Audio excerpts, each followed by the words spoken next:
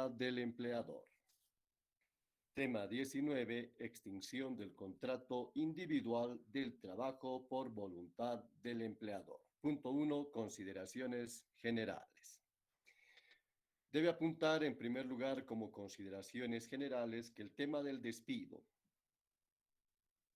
es un enfoque que corresponde al ámbito jurídico y también al ámbito de la psicología del despido. En el caso del primero, en el caso del ámbito jurídico, el despido es lógicamente una consecuencia negativa, es un atentado contra el principio de estabilidad laboral, contra el principio de continuidad laboral y contra el principio de la inamovilidad laboral, que obviamente está reconocida en la Constitución Política del Estado como principios supremos a los cuales se adecúan la reglamentación en materia laboral. Desde el punto de vista de la psicología del despido, ustedes deben tomar en cuenta que cualquier forma de desvinculación laboral trae consecuencias físicas, como es el caso de la tensión, como es el caso de la angustia. También produce las consecuencias del bienestar psicológico. Por ejemplo, se hace referencia en este caso a la falta de autoestima, al tema de la apatía o al bajo estado de ánimo que puede tener el trabajador, que cuando se ve despedido, cuando se ve desvinculado, formula preguntas, tales como ¿por qué me despidieron? Tal vez porque no valgo la pena. Se pregunta, ¿me han despedido a mí? ¿Por qué no al resto de las personas? Etcétera. Entonces, el tema del despido genera una problemática de orden jurídico y de orden psicológico en el componente de la actividad laboral del trabajador.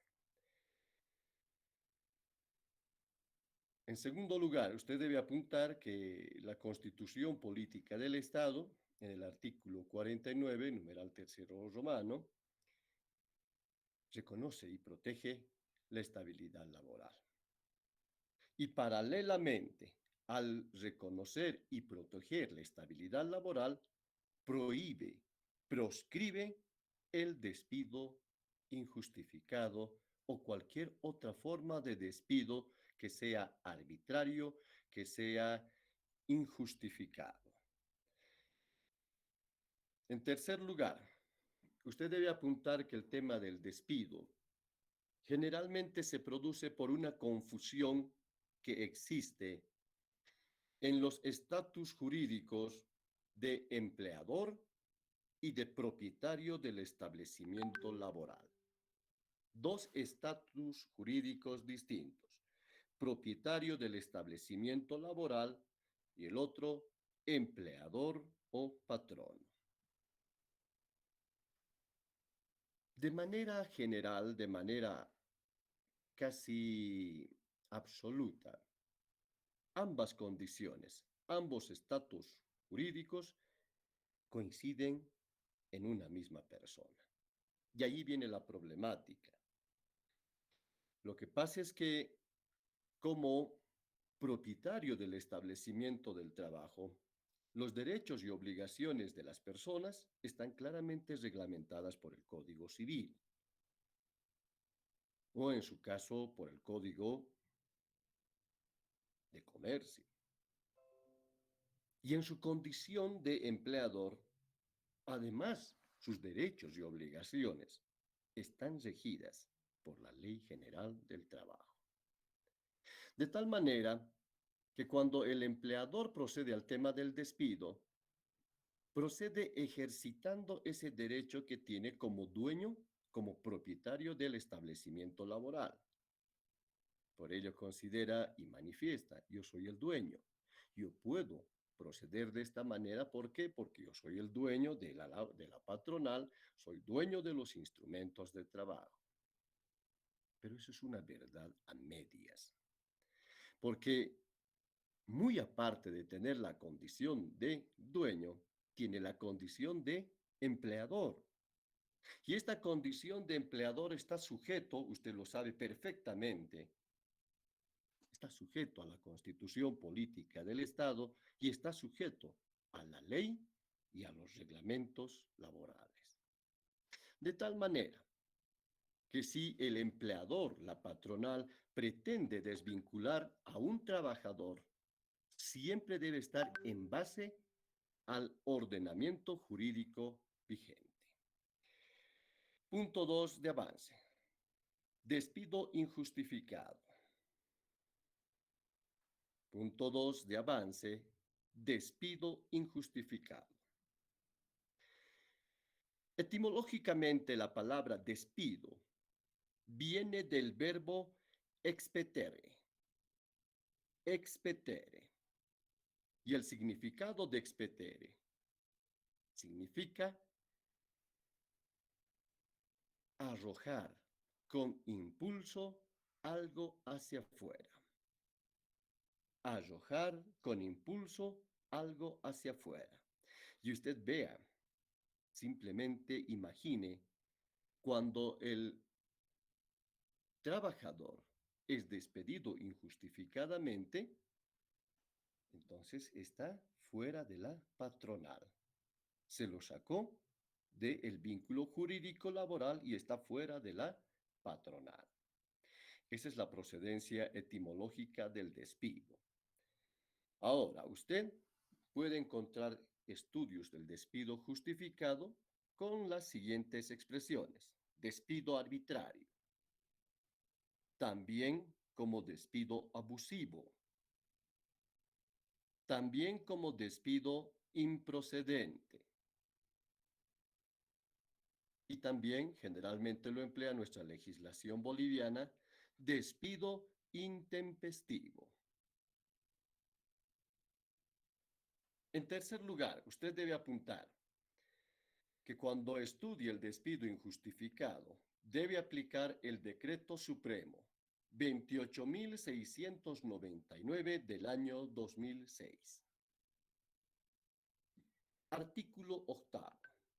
Este artículo del Decreto Supremo 28.699 establece que el trabajador como el empleador tienen libertad para convenir o para rescindir contratos.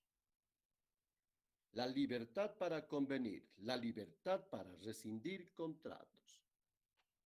De tal manera que cuando el empleador manifiesta el decreto supremo, toma la decisión de rescindir o de extinguir el contrato individual de trabajo, esta decisión debe estar enmarcada en todos los conceptos y procedimientos definidos por la ley y sus reglamentos. Vean ustedes la libertad que tiene el empleador como el trabajador para ponerle punto final a la relación jurídica laboral siempre está limitada con relación a lo que dispone la Constitución y a lo que dispone la Ley General del Trabajo y los decretos reglamentarios. ¿Cómo puede interpretarse este artículo octavo? Se interpreta de la siguiente manera. Cualquier forma de despido debe observar presupuestos sustantivos como también presupuestos adjetivos. Cuando hago referencia al presupuesto sustantivo, obviamente tenemos que ubicar la causal que está establecida en la Ley General del Trabajo, específicamente en el artículo 16 y en el artículo 9 del decreto reglamentario. Ver si la conducta del trabajador quebranta las prohibiciones, quebranta las limitaciones que tiene como trabajador y de quebrantarlas, entonces aplicar la sanción que corresponda. De tal manera que una vez verificados los presupuestos sustantivos, como puede ser el caso de un robo de instrumentos de trabajo, como puede ser conductas inmorales del trabajador dentro de la patronal, etc., Luego debe observarse los presupuestos adjetivos. Y el presupuesto adjetivo más importante para desvincular a un trabajador es la instauración de un proceso sumarial o de un proceso interno. Cuando el empleador no toma en cuenta los presupuestos sustantivos, no toma en cuenta los presupuestos adjetivos, entonces se trata de un despido injustificado. Seguidamente usted debe aplicar el artículo 13 de la Ley General del Trabajo. Este artículo 13 es primigenio porque ahí nos habla fundamentalmente de las reglas con relación al tema del despido injustificado. Y nos dice que es injustificado porque no hay causal atribuible al trabajador. Y obviamente implica la terminación de la relación laboral por la voluntad unilateral del empleador.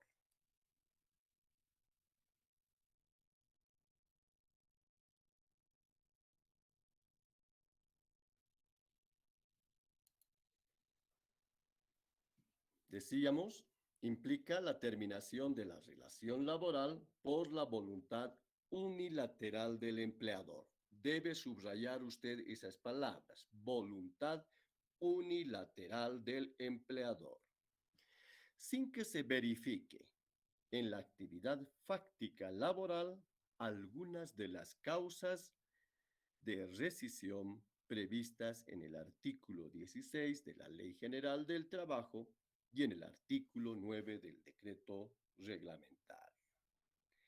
Concepto de despido injustificado. Concepto de despido injustificado. Es una declaración de voluntad unilateral por la cual el patrono expresa su propósito de extinguir el vínculo jurídico que lo une al trabajador o lo une al trabajo o a la prestación del servicio. Usted se imaginará un caso hipotético en la que un trabajador es contratado por un empleador, está desarrollando su actividad laboral normalmente y luego aparece la hija o el hijo del empleador, etcétera, y tienen una relación íntima, no necesariamente de pareja. El empleador no está de acuerdo con esa relación y como medida opta por el separamiento, por la separación o por la desvinculación de ese trabajador. El trabajador es muy bueno, es puntual, es eficiente, pero no está de acuerdo el empleador con esa relación que tiene con su hija o con su hijo y lo desvincula. Ese es el caso más sencillo de un despido injustificado. Prevaleció la voluntad unilateral del empleador para desvincularlo al trabajador. Características del despido injustificado. Características del despido injustificado. 3 características que usted debe apuntar. Primera característica, el despido es unilateral. Concuerda con el concepto emitido. La separación, la cesación de la actividad laboral es por decisión voluntaria unilateral del empleador. Segunda característica, el despido es extintivo. Se da a entender que el despido extingue, cesa definitivamente la relación jurídica laboral que se trabó entre la patronal y el trabajador. Tercera característica, el despido debe ser receptivo. Quiere decir que debe ser formal en el sentido que debe conocer esta decisión unilateral el trabajador para que cese en su actividad laboral y para que se active inmediatamente las alternativas que la ley le reconoce cuando se trata de un tema de despido injustificado. Punto de avance. Despido indirecto. Antes de avanzar esta parte, yo quiero manifestarles que hay un capítulo posterior donde vemos los efectos del despido injustificado y de todas las formas de despido. Pero anticipando, cuando hay un despido injustificado tiene dos posibilidades. La primera, que es la más frecuente, reincorporación en la fuente laboral. Si usted cree que el despido es arbitrario, si usted considera que es injusto, si usted considera que no hay ninguna causal que usted haya activado o que usted tenga una inconducta laboral, entonces usted puede plantear su reincorporación.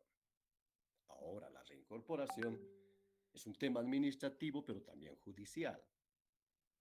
Es mejor que se proceda administrativamente con los efectos deseados. De no ser así, procede el tema de la reincorporación en el órgano jurisdiccional. Bien, como les dije, hay un capítulo específico sobre este punto. Ahora, el segundo efecto que usted tiene es que si usted desea, si usted ve por conveniente, acepta los términos del despido injustificado y procede al cobro de los beneficios sociales con el tema de la liquidación de indemnización por el tiempo de trabajo. Bien, dos posibilidades que la ley le reconoce a usted fundamentalmente. Pero ojo, usted no puede cobrar beneficios y luego plantear reincorporación. ¿Es una o es la otra?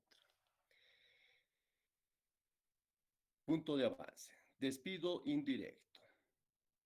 Despido indirecto. ¿Qué debemos entender por despido indirecto?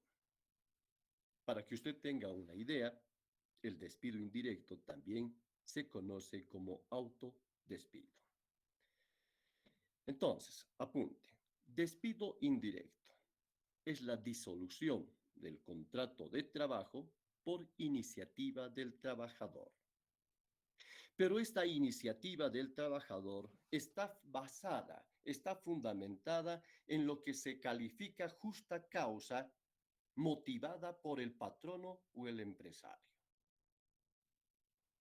O sea, quiere decir que la decisión es del trabajador de desvincularse, pero esta decisión fue asumida, fue tomada por motivos que son imputables al empleador o a la patronal.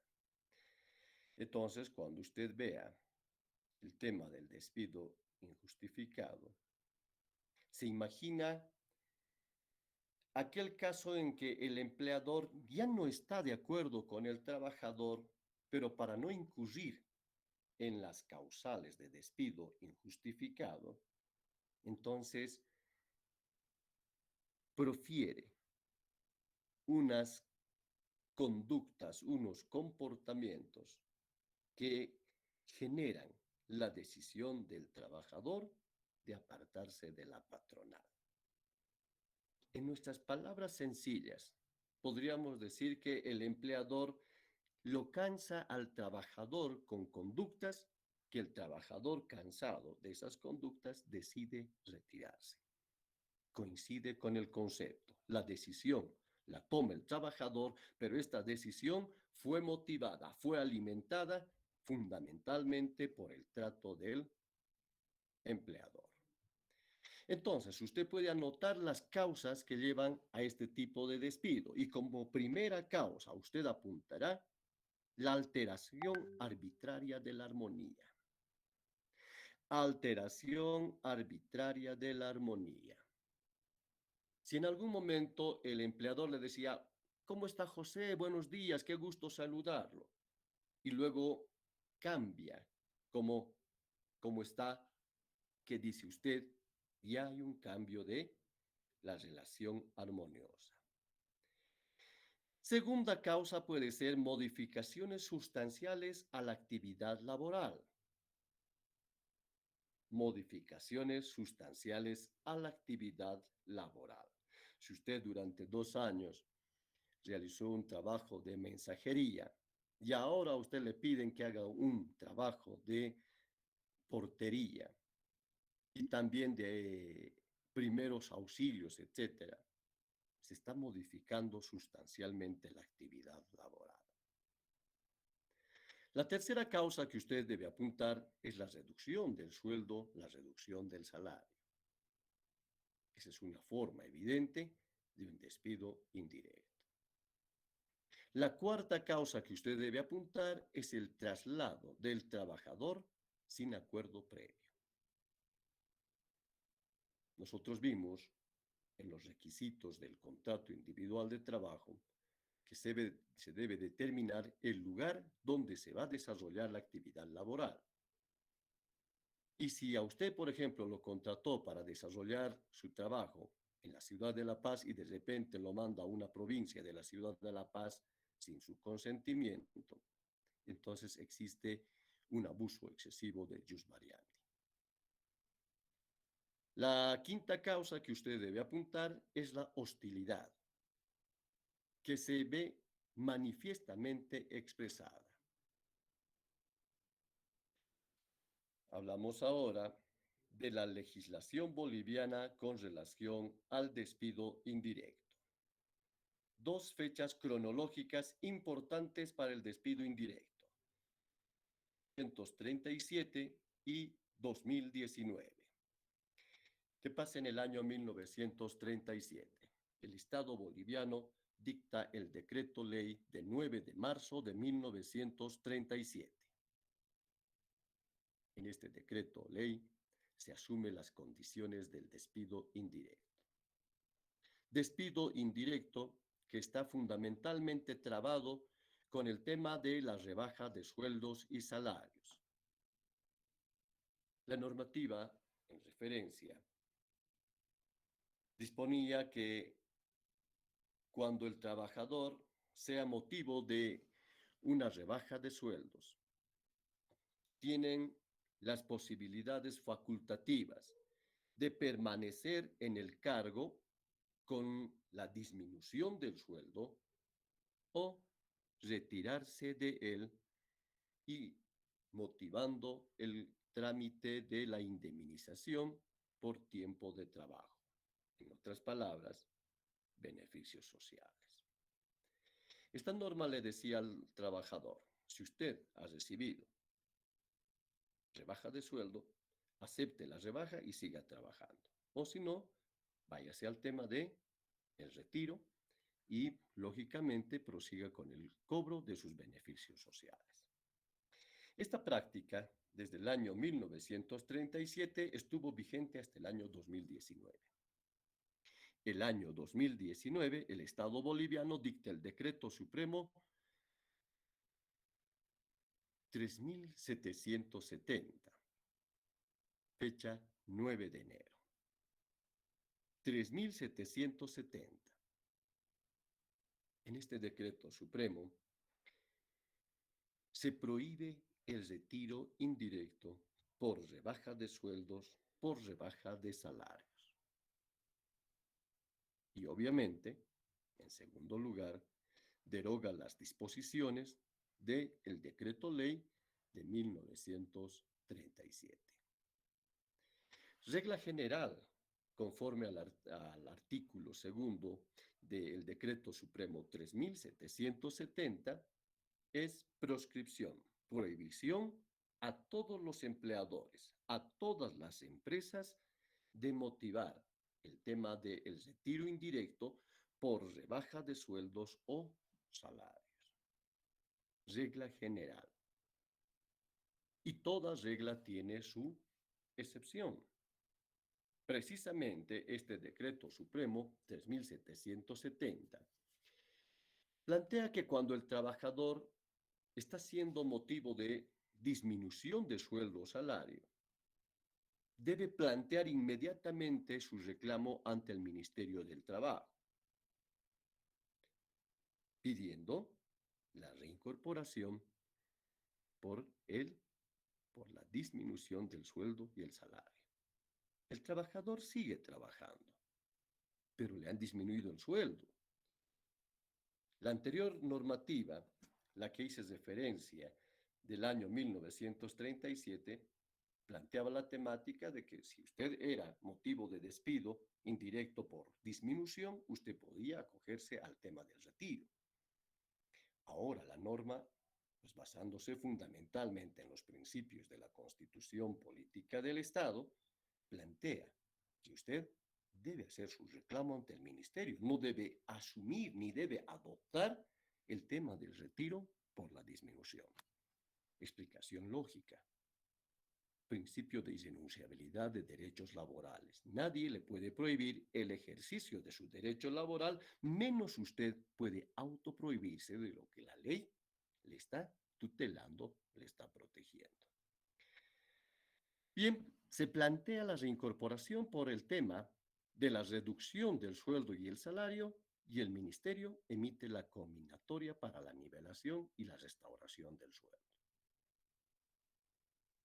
Pero puede darse el caso, y eso manifiesta el Decreto Supremo 3770, que usted llegue a un acuerdo con el empleador. Póngase el caso, que usted trabaja en una patronal donde se produce zapatos a través de un cuero que lo traen de Chile, materia prima. Si ese cuero ya no es enviado desde Chile, sino es enviado desde Italia, hay una disminución de la actividad laboral en la producción. Tal vez el costo desde Italia es mucho más elevado que desde Argentina. El empleador se ve en la necesidad de recortar el personal. ¿Por qué? Porque no puede cubrir con las expectativas económicas. Pero si se ponen de acuerdo entre trabajador y empleador y el empleador les manifiesta que podría rebajar el 10% al 5% del sueldo si están de acuerdo para mantener durante un año un equilibrio económico y los trabajadores aceptan, entonces ya no existe el tema de este retiro indirecto por disminución de sueldo y salario. Y el Decreto Supremo 3770 plantea que usted debe hacer un convenio colectivo, un acuerdo colectivo entre la patronal y los trabajadores que aceptan la disminución, a partir del cual se homologa en el Ministerio del Trabajo y no hay posibilidad de plantear la denuncia, menos la reincorporación de la disminución del sueldo y del salario. Bien, seguimos avanzando. Vemos ahora el despido indirecto por acoso laboral. Despido indirecto por acoso laboral. El tema del acoso laboral, jóvenes, tiene vigencia a partir de la década del 60.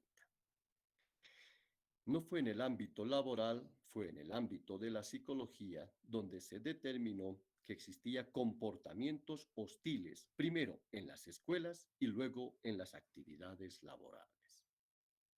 Este comportamiento de hostilidad fue denominado mobbing, por la cual se determinó que existe una alteración normal del desarrollo de la personalidad en aquel momento del estudiante y luego también de los trabajadores. Hoy, el acoso laboral tiene el nombre de psicoterror laboral. Y el psicoterror laboral fue definido como una comunicación, como una interrelación hostil y sin ética.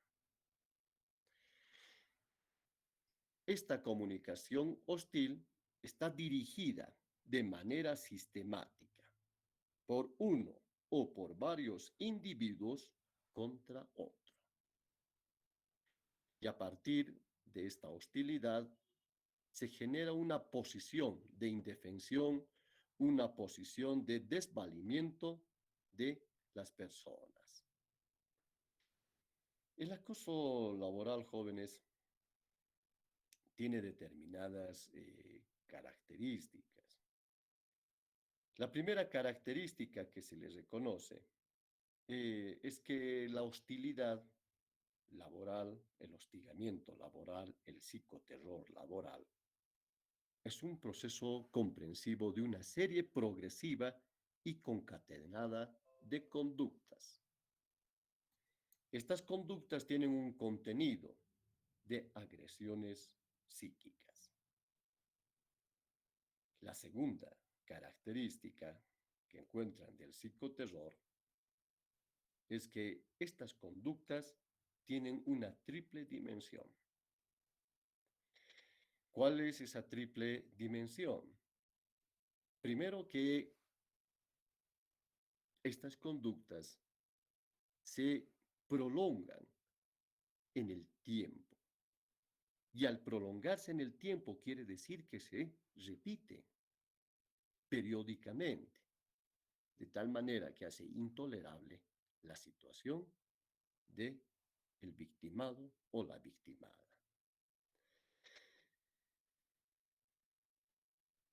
La segunda es que estas conductas son sutiles, son sigilosas,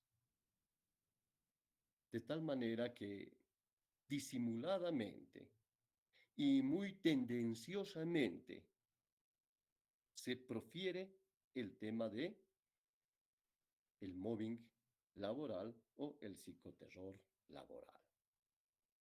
En algunos casos no son sutiles, son abiertas, pero tiene estas características. Y la tercera dimensión es que tiene un carácter intencional. Esto quiere decir que no es una acción casual. Quiere decir, al contrario, que son comportamientos, que son conductas premeditadas. Y al ser premeditadas, quiere decir que están dirigidas a cumplir un objetivo concreto y determinado. ¿Cuál es? La exclusión del trabajador de la organización. La tercera característica que le van a reconocer es el origen de estas agresiones.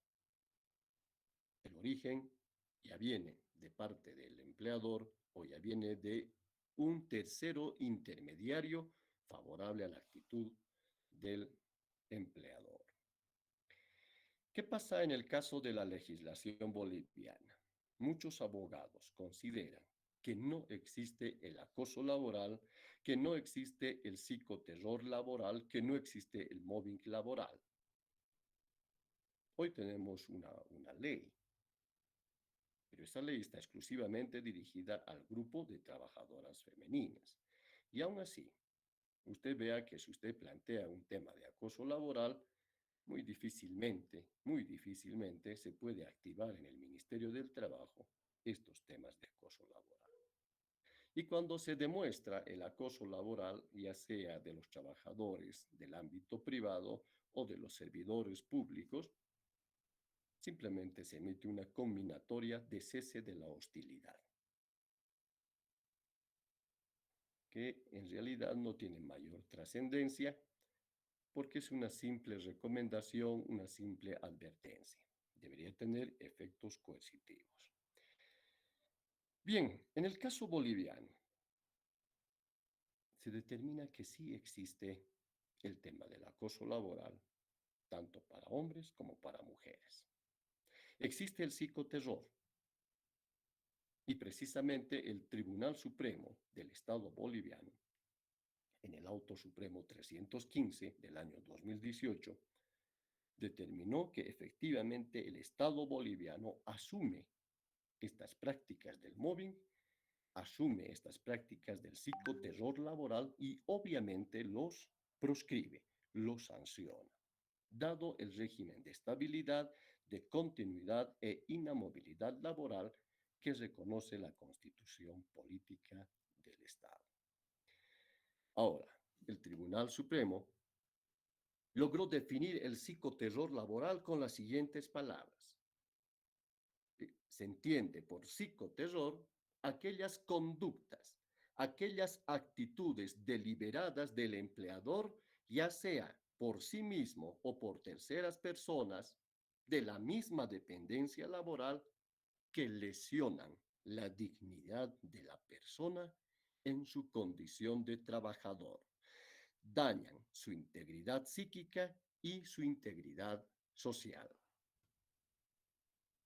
Y este mismo tribunal consideró que son conductas de psicoterror las siguientes. Discriminación. Puede ser, dice el tribunal, religiosa, política, racial o de género o de sexo. La segunda conducta que manifiesta psicoterror es aislamiento social dentro del círculo laboral. Ejemplo, usted está trabajando con 25 personas y de repente a usted lo envían al sótano para que trabaje sus 8 horas de trabajo. Hay aislamiento social. Tercer comportamiento que implica psicoterror es el cambio del puesto de trabajo sin el consentimiento del trabajador. Lo cambian a usted de la ciudad de La Paz, su oficina central, y lo envían a una provincia determinada. Hoy la ley reconoce en el ámbito de la inamovilidad laboral que estos cambios, que es producto del jus variandi, tiene que estar lógicamente consensuada con el trabajador. Si no, entonces se afecta el tema no de la estabilidad laboral, porque siguen trabajando. Se afecta el tema de la inamovilidad laboral, que también está garantizada por la Constitución Política del Estado. Cuarto comportamiento que implica psicoterror: asignación de tareas inocuas o degradantes o de imposible cumplimiento. Asignación de tareas inocuas, degradantes o de imposible cumplimiento. Inocuas, irrelevantes. Por ejemplo, limpie los bolígrafos de todos los que están trabajando acá y límpielos cada 5 minutos. Inocua. Degradante. Trabaje usted cantando una canción en la que usted diga que es un trabajador ineficiente.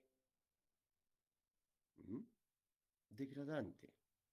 O de imposible cumplimiento. Le voy a dictar una carta, pero usted debe escribir con la ventana abierta y ponga ahí el computador en la ventana. De imposible cumplimiento.